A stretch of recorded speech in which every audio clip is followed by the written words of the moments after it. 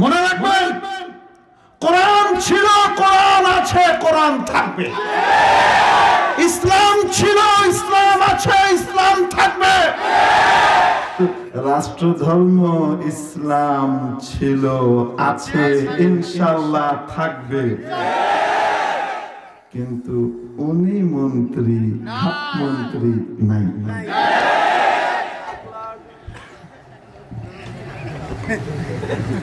কারণ নাম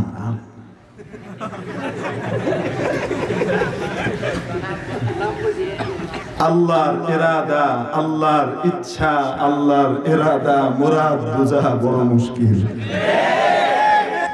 এক রাজা ছিলেন, রাজার আঙ্গুল কেটে গেছে।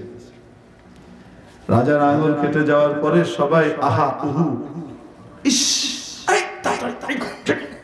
হুম হাম করছে সব। পাশে মন্ত্রী মশাই বসা। মন্ত্রী সাহেবের ভিতরে কোন রকমের বিচলিত ভাবনায়, কোন অস্থিরতাও নাই, স্বাভাবিক। আর সবাই বেকার। রাজাকে ভালোবাসে বলে বেকার, নাকি সুবিধা নেবে তাই বেকার? বুঝেন নাকি? কি নিবে? জানে একটু তেল মারলে ফুরুর করে পিছলা টাকা আয়া পড়ে, সুযোগ সুবিধা পাওয়া যাবে। এজন্য কি মারে? তেল মারে। কি মারে? এখন কি দিন না রাত? হ্যাঁ বলেন না কেন? মধ্যরাত। আমাদের দেশে না, আমাদের দেশ তো আলহামদুলিল্লাহ ভালো, বুদ্ধিমান এবং বিবেকবান দিয়ে ভর্তি। পৃথিবীর অন্যান্য অনেক দেশে আছে এরকম মধ্যরাতে ক্ষমতাসীন যদি বলে এখন তো দিন মনে হচ্ছে, জি জি জি, চামচের দল বলবে জি জি জি, এখন আর রাত নেই, সূর্য দেখা যায়। কত সূর্য? 1 2 3 4 5। দিনে তো একটা সূর্য থাকে, আপনি যে ব্যবস্থা করেছেন মহা সূর্য, কত সূর্য, বুঝেন না? দিনের বেলায় যদি বলে, মধ্য দুপুরে যদি বলে এখন তো মনে হচ্ছে রাত, জি জি জি, চাঁদ তারাও দেখা যায়। আছে না?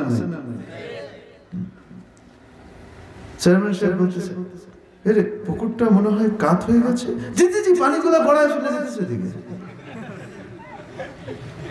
বাটি কাত করলে যেমন পানি গড়ায় যায়, এরকম তালবাজ আছে না?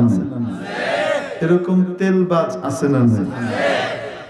অনেক সময় তেল মেরে, তাল মেরে সুযোগ সুবিধা নেওয়ার জন্য নিজেকে তাত্ত্বিক পুত্র দাবি করে। আছে না? কার কার পুত্র দাবি করে? মহব্বত করে না, না খসানোর জন্য। কিন্তু একটা সময় কিন্তু ধরা পড়ে যায়।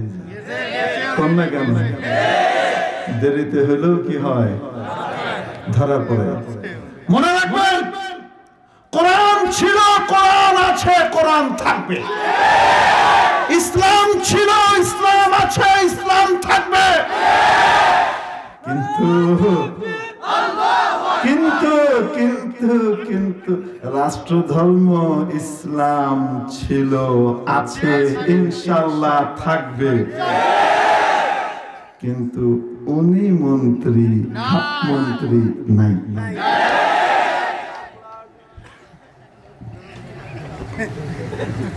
কারণ নাম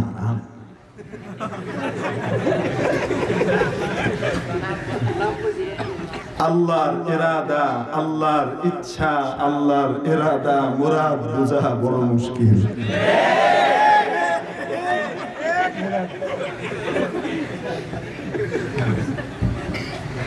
ঠিক কি ঠিক না? কারে কেমনে উঠাইব আর দুড়ুম করে ফালাইব।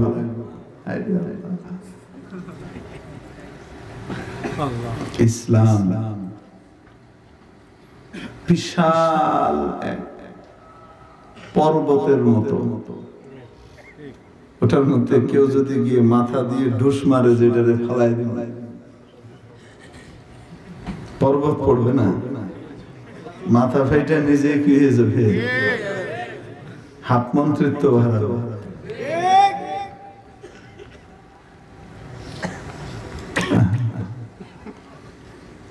তখন আপনাদের খুব কষ্ট লাগছিল না? এরকম কথা কইল, কিছু কইতেও পারতেছি না, কইলে আবার কি হয়? মনের কত কষ্ট ছিল কি ছিল না? সবর করছেন না? আল্লাহকে ভালোবাসছেন না? ফলাফল পাইছেন? পাইছেন নগদ। হযরত ইউসুফ আলাইহিস সালামের কথাটা বাস্তবে দেখেন। যে ব্যক্তি, যে কেউ কি করবে, ধৈর্য ধরবে এবং কাকে ভয় করবে, তাকে আল্লাহ নেককার হিসেবে গণ্য করবেন, এবং নেককার ব্যক্তির বিনিময় আল্লাহ নষ্ট করেন না। তো আল্লাহ যা করেন সেটা কি বান্দার ক্ষতির জন্য করেন না ভালোর জন্য করেন? সুখ দিলেও ভালোর জন্য দেন, দুঃখ দিলেও ভালোর জন্য দেন। বান্দা অনেক সময় বুঝে না, ঠিক কিনা? তবে আল্লাহ তাআলা বড় মেহেরবান, বড় মেহেরবান, বড় মেহেরবান। বান্দা অন্যায় করার পরে, উল্টা পাল্টা করার পরে, অথবা করে নাই কিন্তু আল্লাহ বিপদ দিয়েছেন, যদি সে তওবা করে, আয় আল্লাহ ভুল করেছি, সাজার কিছু নমুনা তো দুনিয়াতেই দেখলাম, আল্লাহ আর করবো না, মাফ করে দাও, আমি তোমার প্রকৃত বান্দা হয়ে যাব। যদি তওবা করে ফেলেন, মাওলা বলেন সাব্বার আগার তওবা শিকস্তি বাজ আ, বান্দা তুমি তওবা করার সাথে সাথে আমি তোমাকে আমার বুকে মিলিয়ে নেব। রাস্তা খোলা, বলেন না কেন? না, রাস্তা বন্ধ। আমাদের রাস্তা বন্ধ হয়ে যায়, আল্লাহ রাস্তা বন্ধ করেন না। আল্লাহ বান্দা বান্দিকে সুযোগ দেন। কতক্ষণ পর্যন্ত? একবার তওবা করছে, আবার যে ভেঙে ফেলছে, ভুল করে ভেঙে ফেলছে, আবার কর। মাওলা বলেন 100 বারও যদি তুমি তওবা ভেঙে ফেলো, আবার যদি আমার কাছে ফিরে আসো আর খাঁটি তওবা করো, অতীতের ব্যাপারে অনুতপ্ত হও, ক্ষমা চাও, ভবিষ্যতে না করার সংকল্প করো, দৃঢ় সংকল্প করো, আর করব না, এটার নাম তওবা। সাথে সাথে আমি মাওলা তওবা কবুল করে নিই, আমি তোমাকে মাফ করে দিই। মাফের রাস্তা বন্ধ না খোলা? বাকি যার জন্য বিপদ হিসেবে, বিপদটা বিপদ হিসেবে আসে, ডিমোশন হিসেবে আসে, সে বুঝে না যে আমাকে আল্লাহ কাছে টানতে চাইতেছে, সে আরো বেশি দূরে সরে। বুঝেন না কি বলছি? যাই হোক, তো তেল মারলে তেল পার্টি আছে না নাই? সর্বযুগে ছিল, আজও আছে, ভবিষ্যতেও কি করবে? যতদিন তেলওয়ালা থাকবে ততদিন তেল মারার লোকও থাকবে।